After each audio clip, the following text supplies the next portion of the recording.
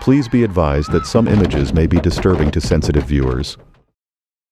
Studies estimate that up to 1 million pit bulls and pit bull mixes are euthanized every year in the United States, which amounts to approximately 2,800 dogs per day. According to a report by the US-based organization Animal People, the euthanasia rate for pit bulls is around 93%, and only 1 in 600 ever finds a permanent home. To make matters worse, several European countries have completely banned the ownership of pit bulls as a preventive measure aimed at avoiding such situations altogether.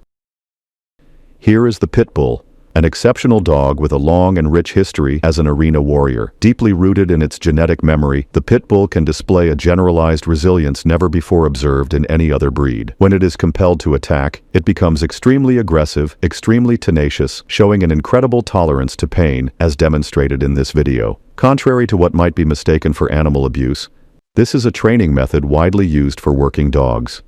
Pressure bite training is a method used to forge and test a dog's ability to remain effective under intense stress situations.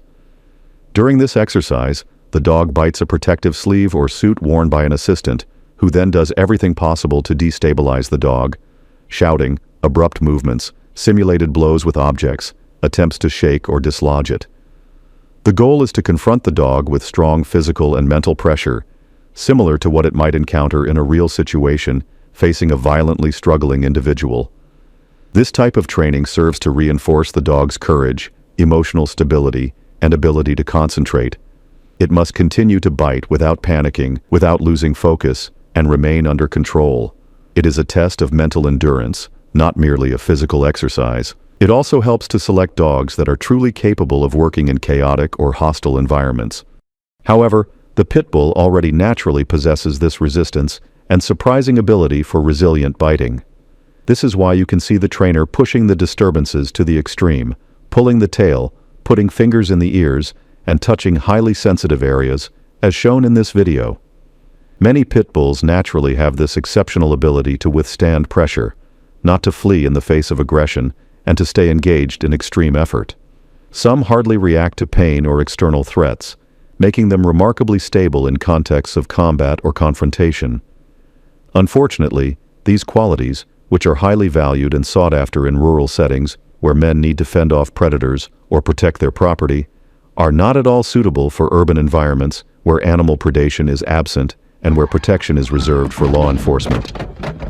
Adding to this, the carelessness, so to speak, of some pit bull owners, who sometimes show unacceptable irresponsibility, usually caused by a relative ignorance of canine behavior, we observe accidents that, when involving a pit bull, are most often very serious. As a consequence, since humans consider their own lives to be far superior to those of other living beings on this planet, they have classified the pit bull and other breeds as dangerous and sometimes banned these breeds in several countries. Naturally, they are all euthanized after accidents, and even some owners escape any sanctions by invoking the instability or predatory instinct supposedly inherent to pit bulls. Despite all these measures taken against dogs classified by humans as dangerous species, we observe that bite-related accidents of various levels are constantly increasing worldwide. Studies from the World Health Organization, Centers for Disease Control, dogsbite.org, and The Guardian have shown that breed-specific legislation, BSL, has failed to reduce dog bite incidents, further highlighting the inefficiency of such restrictions. At the top right, you will find another video discussing more precisely and in greater depth the real problem we are facing today with dog-related accidents. Because as we can understand, if we have banned dog breeds classified as dangerous and yet continue to see a steady increase in accidents involving other breeds over the years, it is clearly not the dog that is at fault, but rather humans. Here are 3 cognitive biases and emotional attitudes that highlight the voluntary or involuntary failures of pit bull owners who have caused accidents with their dogs.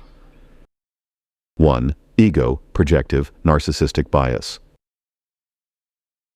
A mixed pit bull killed an 8-year-old child while he was quietly walking down the street. This story went viral, and the pit bull was blamed, even though it wasn't one. After the accident, the dog was euthanized and the case was closed, like many other stories of the same kind where the culprit is a pit bull-type dog. Unstable, dangerous, and unpredictable. However, surveillance cameras had filmed the dog's and its owner's behavior a few days before the accident, which would challenge the injustice placed upon the dog. Here is what we observed. This is the owner, and here is the dog. The first thing we notice from the beginning is a dog that seems very loyal to its owner, cooperating with every movement, attentive to the slightest gestures of its owner. All signs of an excellent dog. Watching the rest of the footage, we see that they are used to occupying this spot, which seems to be a passageway. The owner sees a passerby approaching. Look at what he does. He literally lets his dog attack. Without any resistance, merely pretending to hold the leash. We see him smile. He seems excited to witness the impact his dog has on people. Once again, he tries to give the impression that he's overwhelmed by the strength of his dog. He acts as if he has trouble controlling it, as if the dog is too strong. Yet again, he shows a certain pride in his dog, showing aggression toward passers-by. We see them here petting, cuddling the dog after its aggressive actions, which comforts the dog and encourages it to continue behaving that way. These few examples and how easily the dog acts this way seem to point toward an already established habit. He taught his dog to behave like this. What we see here is not an unstable, uncontrollable, or instinctively dangerous dog, as many claim. What we see is an excellent dog, loyal to its owner, doing exactly what its owner asks it to do, a dog many would dream of owning. This already gives us a clear insight into the owner's behavior and what he expects from his dog. But look at what happens next. While this woman, likely a friend of the owner, pets the dog notices a young passerby, barks at her, shows aggression like its owner taught it, doing what pleases its owner. However, the owner's friend is standing between the young passerby and the dog. The owner thinks the dog is attacking the woman. He reacts violently and hits his dog.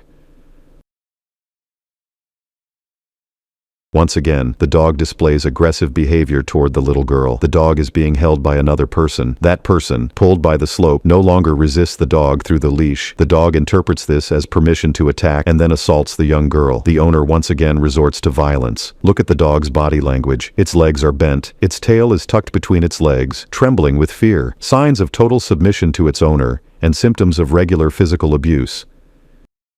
Sometimes its owner praises it for being aggressive, but at other times, he hits it for it. This creates total confusion for the dog, which no longer knows what it's supposed to do. It must be aggressive toward people, while constantly fearing being beaten by its owner at any moment for reasons it doesn't understand. Imagine the mental stress this dog endures on a daily basis. These are your worst enemies when training a dog: the confusion caused by inconsistency, the incoherence between your orders and your actions, and violence. Here, we have the perfect example of egocentrism, of the toxicity of a human-dog relationship. An owner who wants to be at the center of attention, with friends revolving around him. He enjoys this, loves to see the impact his dog, trained to be aggressive, has on people they come across, seeking to leave an impression, to grab attention. But sometimes, perhaps to feed his ego, he decides it's no longer acceptable and starts hitting his dog to remind everyone that, no matter how powerful the animal is, it still bows to him through violence. The result? An 8-year-old child dead, a dog euthanized, and a prison sentence to serve. 2. Carelessness. Affective negligence. Hello, my name is Sophia. I own 2 dogs. I would never keep them on a leash, and I would never lock them in a cage. They are like my children, and they are not slaves. I love them too much to make them go through that. Here is a family that decides to stop in a private parking lot to let their dogs stretch their legs while the father repairs a problem with the car. The property owner notices this parking on his land through the surveillance cameras and wants them to leave. Not wanting to confront these people with unleashed dogs, and for safety reasons, the property owner decides not to intervene himself and calls the police to avoid any conflict that could escalate with the dogs. The police officer arrives on site and approaches the family, when suddenly, as he arrives on the scene, the dogs start running toward him. Unfortunately, he uses his weapon. The dog's owner, horrified by the scene, approaches the officer in tears, asking him why he fired. The officer explains that he felt threatened when he saw the dogs running toward him. She tells him that he shouldn't have fired because the dog was just coming to greet him. Get back to the truck! He just made my baby!